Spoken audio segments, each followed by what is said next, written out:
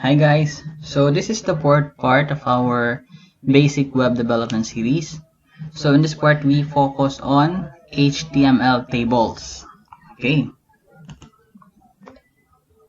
so HTML tables. So defining an HTML table. An HTML table is defined with the table tag. Each table row is defined with tr tag. A table header is defined with th tag. By default, table heading are bold and centered.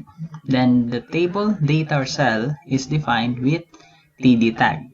Note, the td elements are the data containers of the table. They can contain all sorts of HTML elements like text, images, lists, or other tables, etc. Okay. So, meron tayong ditong sample ng table. So, ito yung sinasabing header. So, naka-tr siya at saka th yung code niya dito. Then, by default, it is bold and centered. Ito naman yung row at saka yung mga table data or sa td na part. So, ito naman yung sample code. Yan na makikita natin. So, meron siyang mga style dito. So, yung gagawin natin ngayon, we're going to copy this code and place it on our code na mga ginagawa. So, let me open my text editor. And gagamitin ko to, yung ginawa ko before. And I'm just going to paste the code here. And let's try to see kung ano yung magiging output nito. Let me run my code. So, ito. So, ito yung code niya, but unfortunately, wala pa siyang design. So, paano ba natin lalagyan ng border? So, ito yung sample style for adding a border.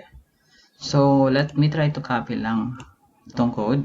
Then, note lang, place the style within the head tag. So, yun ang gagawin natin. Yung head tag nandito. So, paste lang natin. So, save.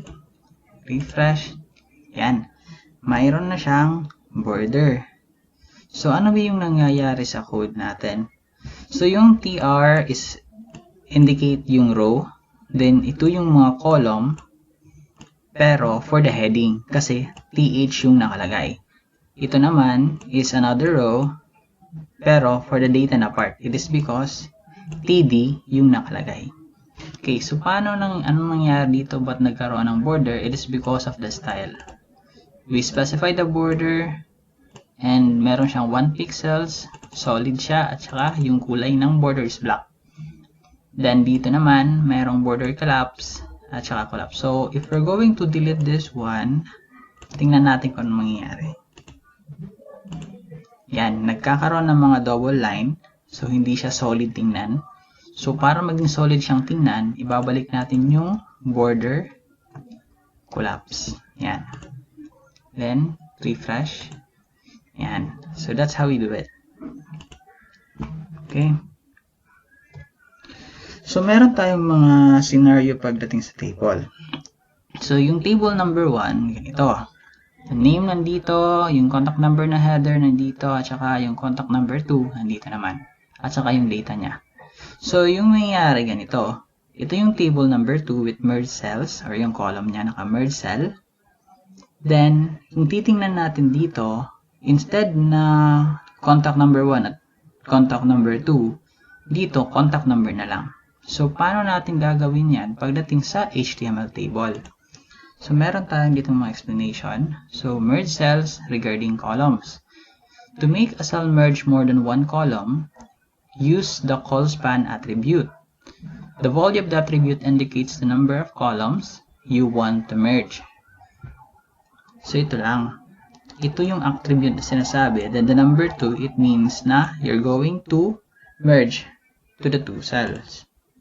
Then, hindi siya nagpapakopy ng maganda. So, ilalagay ko na lang dito. So, ito yung lalagyan ko dito. Ano yung, tingnan natin kung anong mangyayari. Save. Then, refresh. So, na-move yung isa. Pero, kung titingnan natin dito, sinakop niya yung dalawang column. So, itong isang column, pwede na nating i-delete na to. Yan. Okay, save natin. Then refresh. Okay, so wala na yung isa. So instead na contact number 1, ipalitan na lang natin contact number na lang. Instead na mayroong pang 1. Refresh again. Yan. So that's how we merge cell in the part of column. Okay, so meron naman tayong yung table scenario number 2. So ito yung mangyayari for table number 1. Ito yung structure niya.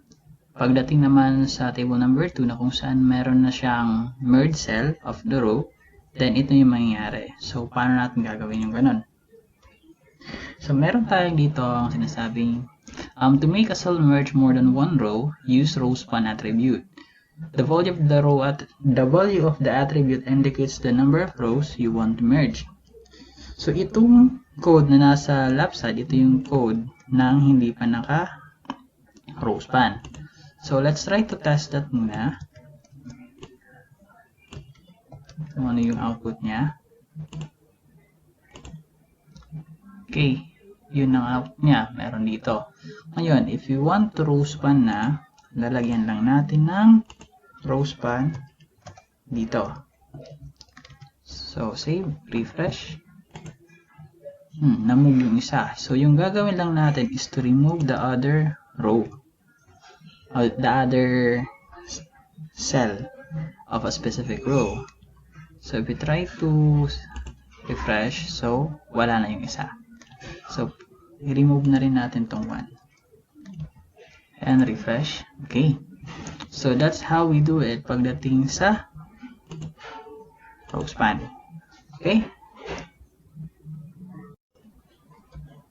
Okay, so quick activity naman tayo guys. So ngayon gagawin natin is that we're going to create a simple website by following the sample image at the right side. So ito. So basically this learning HTML tables will serve as our headings. So H1 yung gagamitin na lang natin dyan. So dito as we can notice, itong part is naka-merge. Then ito naman is naka-merge din. So ito yung i-implement natin sa gagawin nating website ngayon. Okay? Sige. Try natin. So, let me go to my end. So, gagawa ko ng table. So, basing on the output, let's say, puro row lang muna. So, gagawa ako ng row for the heading. So, let me start with the name and handle subject. So, since heading, yung gagamitin ko is TH. So, since ilang column meron? 1, 2, 3, 4, 5. So, 5 column. So, 5 na TH yung gagawin ko muna.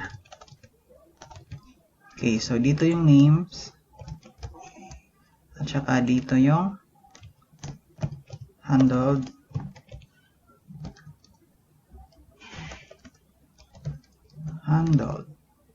Subjects.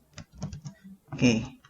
Then, yung next row will be itong apat. So, let me try to copy this one. So, wala siya dyan. Then, dito, start sa webdev. Then, next is yung PHP. Pangalawa is yung data. Base. Yung pangatlo is yung Python. Okay. Okay, so nasa data na tayo. So, let me just try to copy this one. Instead of TH, TD naman yung gagamitin natin. It is because it is about table data na. First data, 1, 2, 3, 4, 5. Okay, start tayo sa pangalan. Myanmar is Ogremen. Myanmar as Ogremen. Then yung data niya is no, yes, yes, no. So, no, yes, yes, no. Okay, let's try to run. Anong nangyayari na? So, okay. Ito yung mga output niya, pero hindi pa naka-merge. So, okay lang yan. So, based sa output natin, naka-center yung mga ganito. So, let me try to center. Kasi, yung by default, yung naka-center lang kasi is yung heading. So, to make this center, pwede tayong mag-style. Sabihin natin, text align, center. Tapos, copy na lang natin yung code. Save, then refresh. Okay, center na siya. So, copyahin ko na lang itong ibang code. So, sinong gagawin pa? Si Sir Giovanni de los Santos.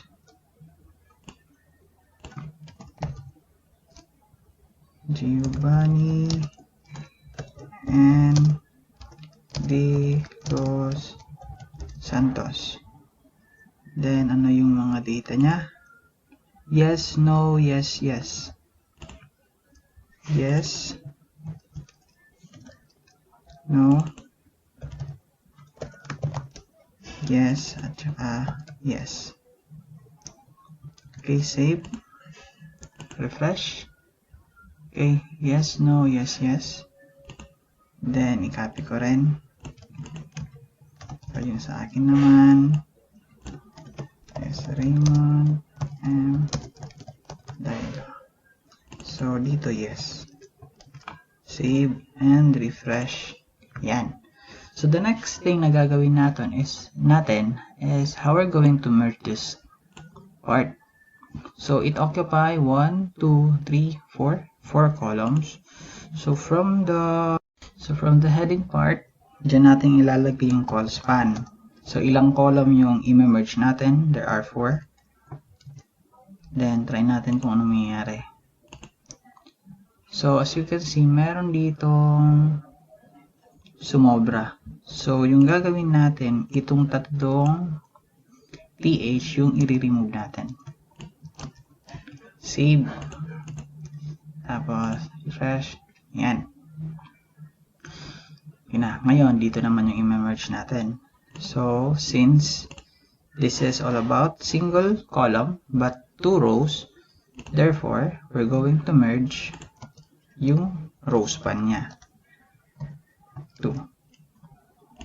Refresh. So, nagsobra. Ito. So, alin yung empty dito? Ito yung empty. Remove lang natin. Save. And refresh. Yan. Ano pa yung kulang? Yung heading natin. So, lagay tayo ng H1. Yung nakalagay, Learning HTML table. Learning HTML tables. Okay. So, kulang na lang is to have the style to make a center. Text align center. Yun. So, we did implement na kung ano yan dito. Hindi naman ganun yung laki ng container niya. But at least kahit papaano, we did convert yung sample into a website. Okay? Okay, so I think that's it. So I hope you learned something new today. So we focus on learning about HTML table. Just keep practicing, guys, kasi sometimes nakakalito yung mga call span at row span na yan. Okay? So I think that's it. Let's call it a day. Thank you for watching and goodbye for now.